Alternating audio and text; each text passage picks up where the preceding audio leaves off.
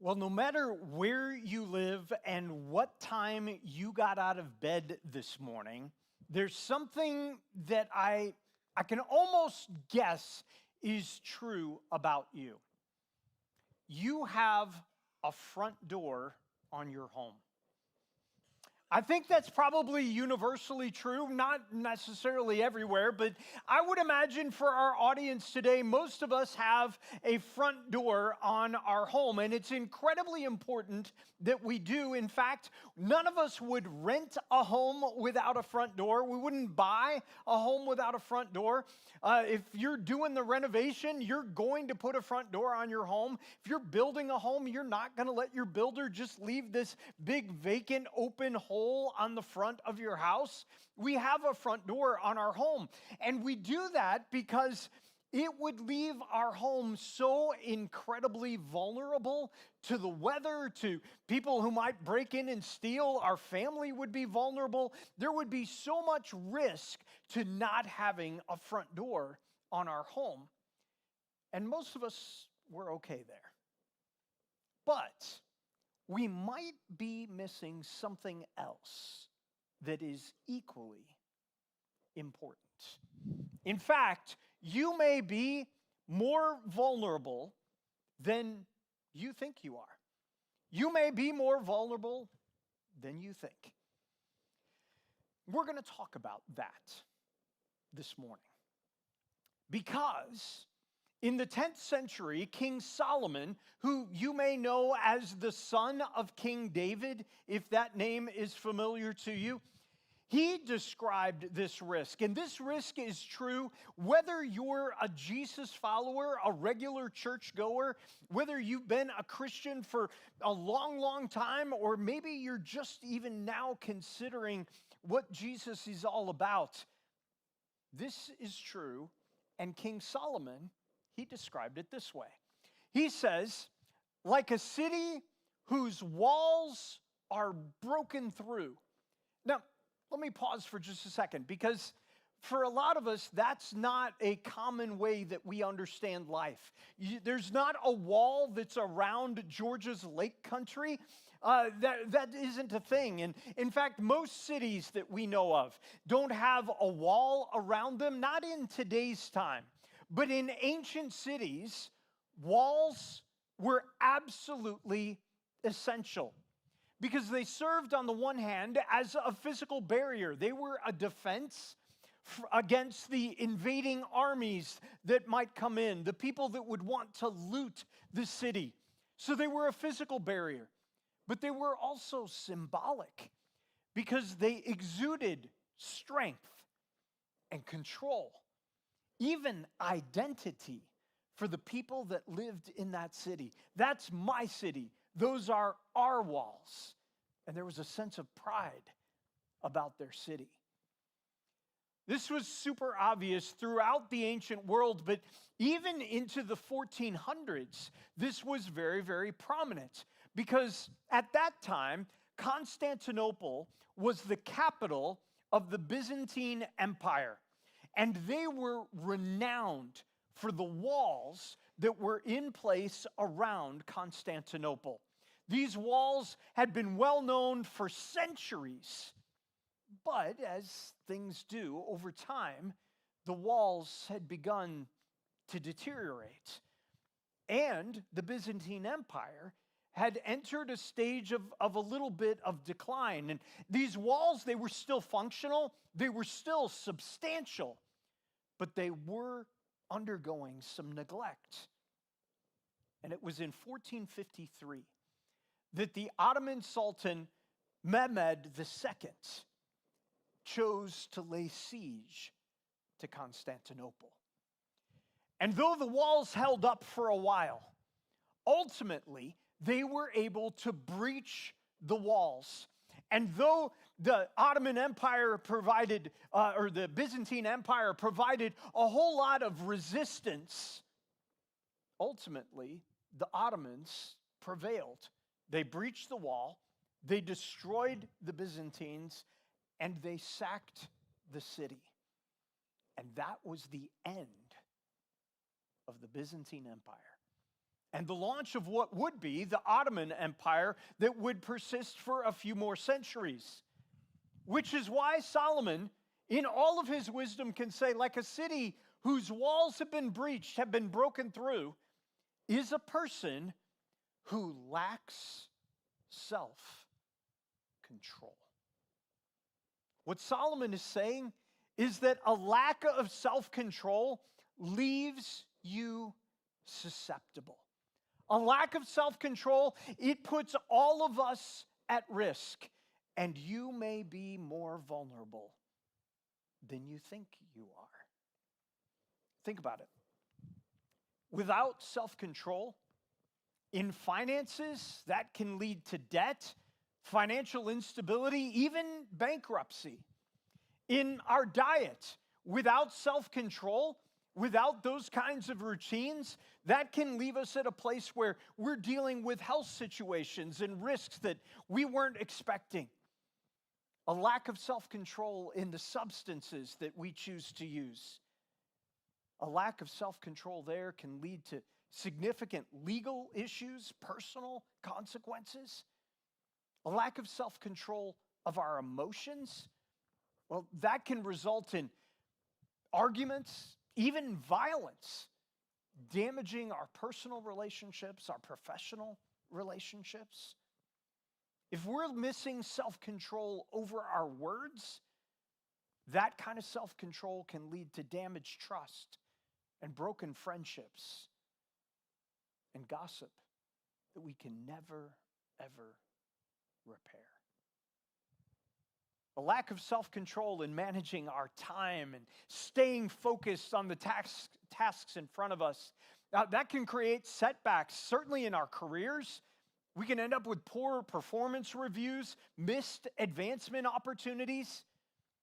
And if you think about this, for many of us, we go, well, in this area of my life, I've kind of got it together, but in that area of my life, not so much.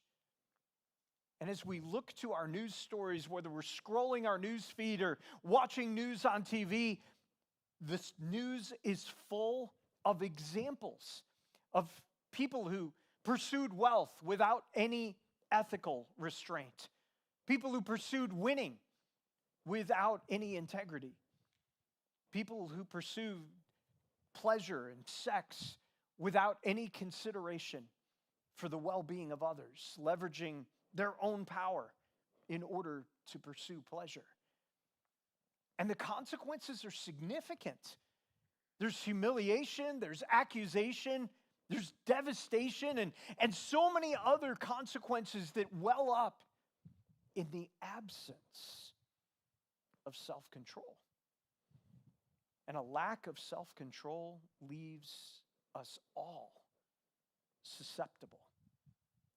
And we, even at this moment this morning, may be more vulnerable than we think. Because no one wakes up in the morning and says, you know what, today's the day. Today's the day I'm going to make that decision and it's going to ruin everything. Today's the day and I'm going to do this thing and it's going to cause so many consequences that it's going to affect the people I love, the people that I hope to be proud of me. Nobody thinks like that. We don't wake up deciding to destroy our lives, but we have to decide not to. And that creates a battle inside all of us. Which is why the Apostle Paul, he was a Jesus follower that wrote a lot of the second half of our Bible. And he wrote in particular to Galatian believers, people who had just now begun to follow Jesus, and they lived in a town called Galatia. And he addressed that battle within all of us, and he described it like this. He said, so I say, walked by the Spirit, and you will not gratify the desires of the flesh. Walk by the Spirit day to day, moment by moment. Let God's Spirit guide your steps. So walk by the Spirit, you won't gratify the desires of the flesh. For the desires of the flesh, it desires what is contrary to the Spirit. And the Spirit, what is contrary to the flesh. There is a battle that is waging within you because you are in you. And if you're a Jesus follower, God's Spirit is within you. And so there's a tension there. And Paul says, they're in conflict with each other so that you are not to do whatever you want. Because God's Spirit's there and your natural person is there, they're in conflict. You can't just do whatever you want to do. You can't just do whatever feels right, whatever comes naturally. That isn't an option if we're a Jesus follower. Now, Paul continues and he says, now, the acts of the flesh, what the flesh wants us to do, there's a whole list of those things. But, he says, the fruit of the Spirit is love, joy, peace, patience or forbearance, kindness, goodness, faithfulness, gentleness, and self-control. Now, as we've dived into this over the last 9 weeks in our series, we've explored different pieces of this. And one of the things that we said was that the fruit of the Spirit is love. You could almost put a colon there. And these are various ways that love expresses itself through joy, through peace, through patience. The fruit here is not a list of behaviors that you and I have to check off in our lives. But for Paul, this was way deeper than that. Because Paul was convinced, as we've discussed before, that following Jesus, it impacts not only our awareness and our actions, what we know and what we do, but following Jesus also affects our attitudes and our reactions. And this is what catches a lot of us. It's what's boiling up inside me. It's what's coming out when I'm faced with that situation that I didn't really want to lean into, which causes us to ask ourselves at every single turn, is this a self-controlled response or a spontaneous reaction? Is this a self-controlled response or a spontaneous reaction? Yesterday, when that person said the thing to you and you responded, self-controlled response or spontaneous reaction? When you waved at the person as you were driving down the road, self-controlled response or spontaneous reaction? You see, for some of us, that self-controlled, that idea, it feels restricting, like it's gonna curb our behavior. But Paul sees it differently. He sees it as enabling. Look at what he says. He says, the fruit of the Spirit is love. It represents itself in all of these ways.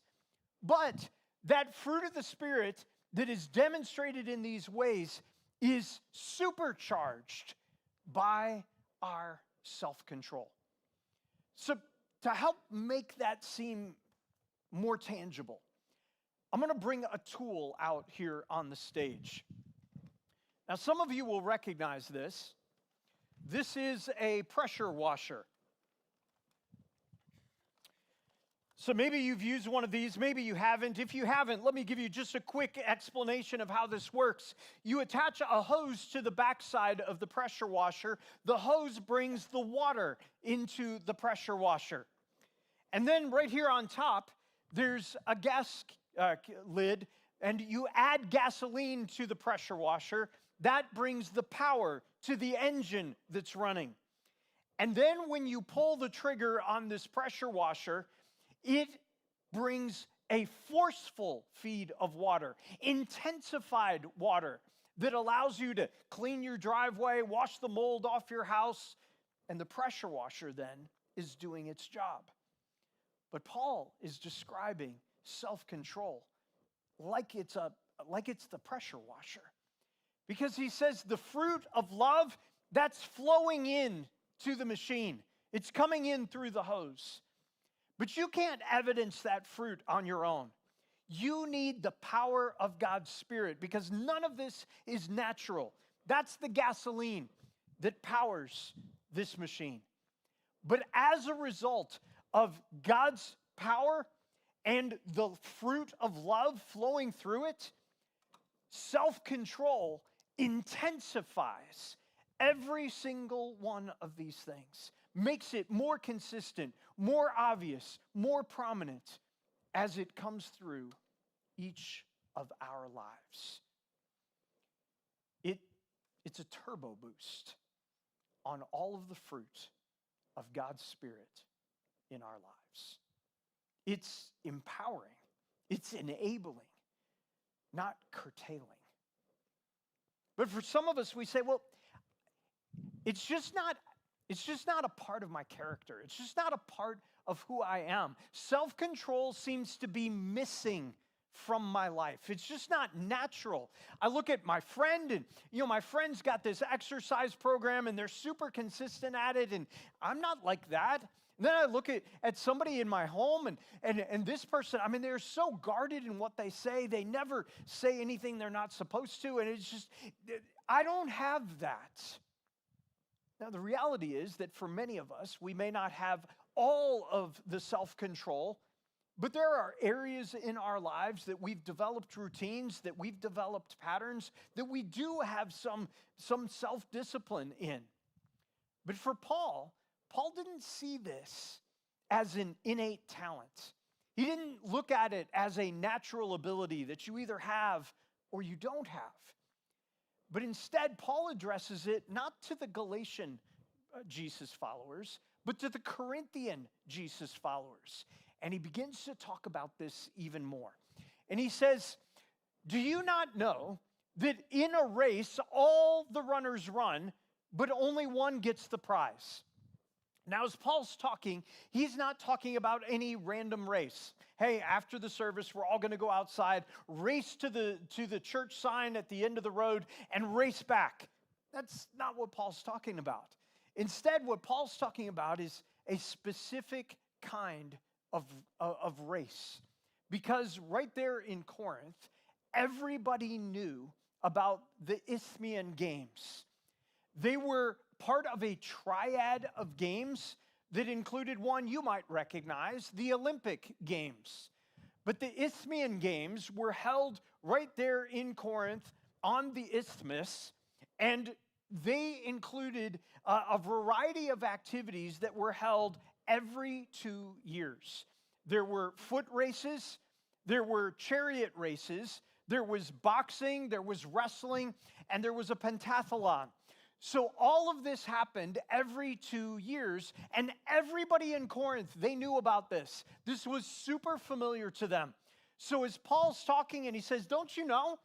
You do know. You obviously know. You can't miss this. In a race, all the runners run, but only one gets the prize. So for you, I want you to run in such a way as to get the prize. In this moment, Paul is looking at his audience, writing to his audience, and he says, I want you to run to win. It lies within your power. This isn't about whether it's innate or not. This is something that lies within your grasp. So run your race to win.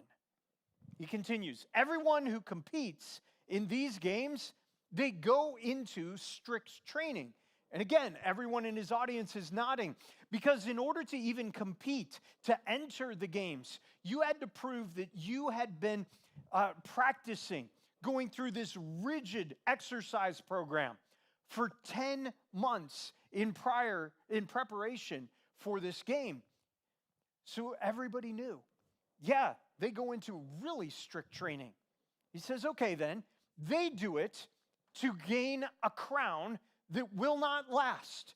The prize for the competitors, the prize for the victor, not a gold medal, but in this case, a wreath of laurels, of greenery that's been wrapped together and set on the head of the winner. But that greenery, it begins to decompose after a matter of days. Paul says they go into all this training and all this practice and all this discipline to get a wreath that's going to erode in a matter of weeks. But we do it. We do it to get a crown that will last forever. And in this moment, Paul invites his audience to change their perspective for just a second. It isn't about what that person said or what this person did or what this circumstance looked like. He said this is about something that's on a much higher level. We're talking about eternity in this conversation. Therefore, because of all this, I do not run like someone who's running aimlessly. I do not fight like a boxer that's merely beating the air. Paul says, I'm not on a fun run, and I'm not out playing with punch balloons. I'm not coasting through. I'm not just busy living. I'm intentionally living. He says, no, I strike a blow to my body and make it my slave. He says, I punch myself, my physical being. I give myself a knockout blow. I control myself. Maybe you've heard the phrase, I exercise self-control. Paul says, I do that so that after I've preached to others, I myself will not be disqualified for the prize. Now, what Paul is saying here is not, I worry that I might lose my relationship with Jesus. What he's saying here is not, I worry that I may not get to spend eternity forever with God. That's not what he's saying at all. But throughout the New Testament, the writers echo something that Jesus alluded to, that there is a heavenly economy, that there are eternal rewards, eternal investments that we're able to make even now here on earth that will allow us to honor Jesus for what he's done for us one day in eternity. And Paul says, I'm concerned. I discipline myself so that I don't miss out on the rewards that I may one day honor Jesus with. I don't want to be disqualified from that prize. So for Paul and for us, this means that we have to continually ask ourselves, is this a self-controlled response? What's coming out of me, is this a self-controlled response or a spontaneous reaction? Now, those spontaneous reactions, we're all familiar with them. We all drift towards them in different ways and in different segments of our lives. Many times, those are the impulsive things that we do. When we procrastinate on our work assignments and we leave them until the last minute. When we are purchasing items just because it's something that makes us feel good, something that we're excited about, whether we can afford it or not, whether we need it or not. When we overeat because we're stressed or because we're bored. When we lash out in moments of frustration. When we're scrolling for hours, watching reel after reel. When we drive recklessly. When we sleep endlessly. When we drink excessively. When we gossip continually. All of these things are spontaneous reactions, impulsive reactions. Not a self-controlled response. But the self-controlled response lies within our grasp. And the key for Paul to finding that self-controlled response is the way that we exercise that self-control. So as we wrap up this series and wrap up this message, I want to leave us this morning with a 4-part workout for executing this self-control in our lives. Here's the first part. Rehearse delayed gratification. If we're going to exercise self-control, then we need to rehearse delayed gratification. In the 1960s, there were a set of psychologists that conducted an experiment called the marshmallow test. Maybe you've heard of it. But in the marshmallow test, they brought some children in, and they would sit a child in a room by themselves, and they would put one marshmallow in front of the child. And they would challenge that child to simply look at the marshmallow, be aware of the marshmallow, but not to eat the marshmallow, with the promise that if they would simply wait, that after a few minutes, they would come back and add a second marshmallow, simply because they had been patient.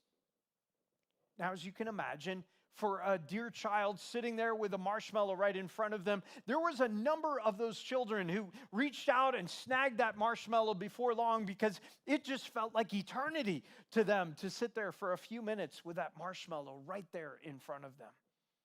They couldn't practice that delayed gratification. But for others, other children did delay, and they waited until that second marshmallow appeared. And they followed those children through a series of years. And what they found was that for the children who had practiced delayed gratification, those children, they were more successful in their careers. They succeeded in their academics. They were more socially integrated with other people. Their entire lives were better because they understood this principle of delayed gratification. Now, for you and I, there's so many things that seem to be instant and on demand, and there's so much that negates that delayed gratification in our lives and works against it. But if we would rehearse that delayed gratification, if we would put that into practice in our lives. And for a lot of us, with as busy as we are, one of the most helpful ways to do that is to employ routines in our lives that cause us to pause, that cause us to look towards what we really want, not what we feel like we need in that moment. And routines can help us as we rehearse that delayed gratification. But not only is it delayed gratification, the second exercise is to refresh limited resources. Refresh limited resources. Now, what you may not recognize, or maybe you're familiar with this, but what scientists have discovered is that self-control is like a muscle. And that muscle gets weary over time. So if we were all going to go and do a leg workout together, and we would pick a certain exercise and we all begin doing this leg workout, at a certain point in time, as we would increase the number of reps and maybe the weight that we were using as we did that, that muscle would feel a sense of exhaustion. And for just that moment, we wouldn't be able to do some of the things that we had done even earlier in the workout because the muscle would be so tired. Well, scientists have said that self-control is kind of like that. It feels like a muscle, which is why first thing in the morning, you can drive down the road and not get the donut from Dunkin' as you drive by. But instead, you eat the apple that you put into the car as you were driving down the road. As you go to your next appointment and you have that difficult conversation, you're able to say the kind thing, the helpful thing, and not erupt in that moment because it's still morning. You get that email and you type a response, and then you delete the response because you never should have sent that. And you type another response, and it's far kinder, and you send that one instead. All of those are moments that you're practicing that self-control.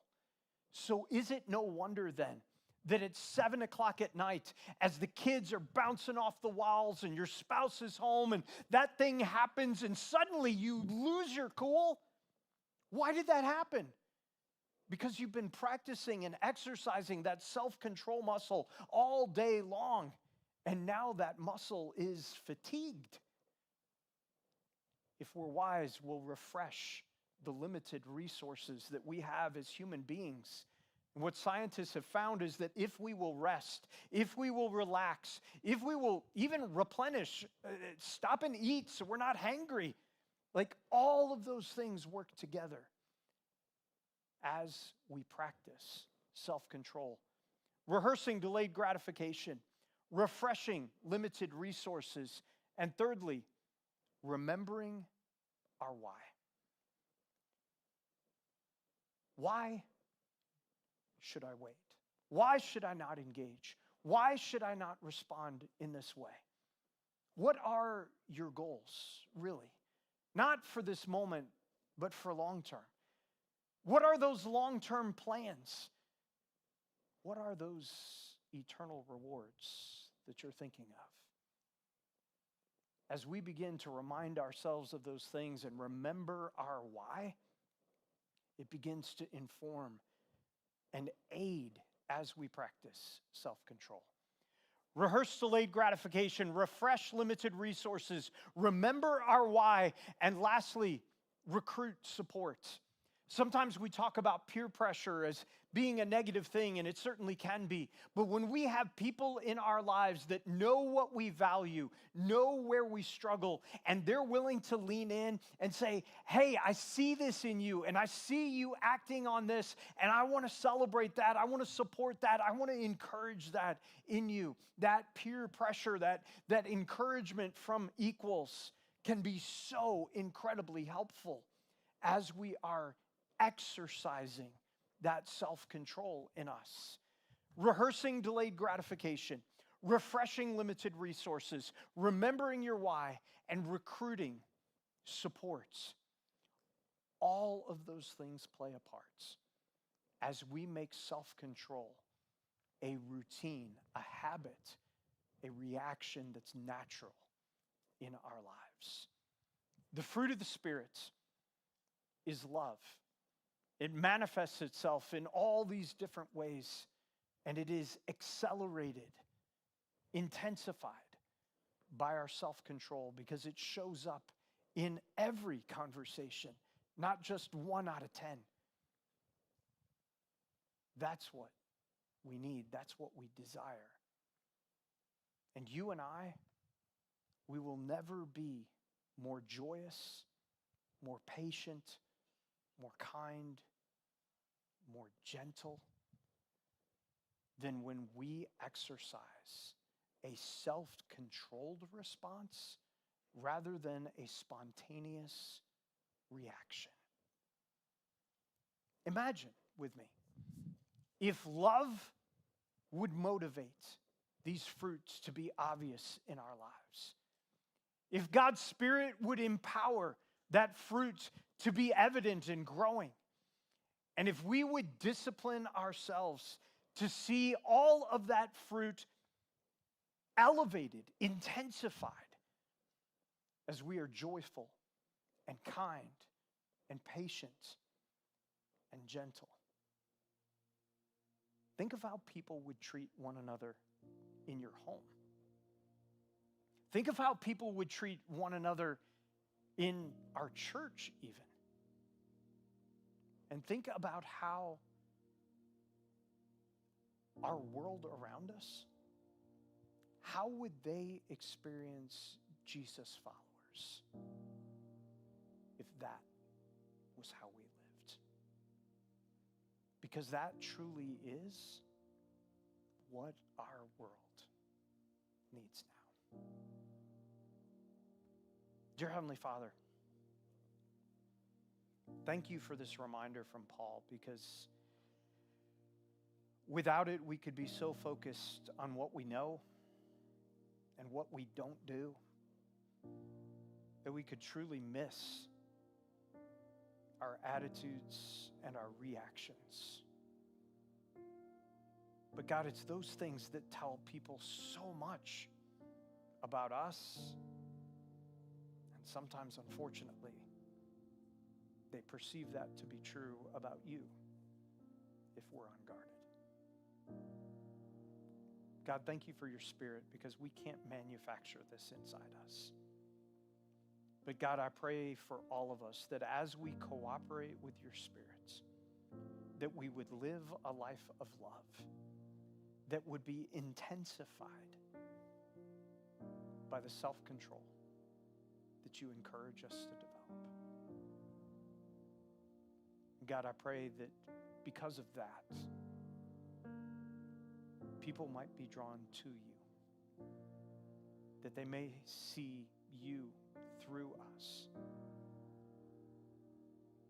and come to know you. I pray these things in Jesus' name.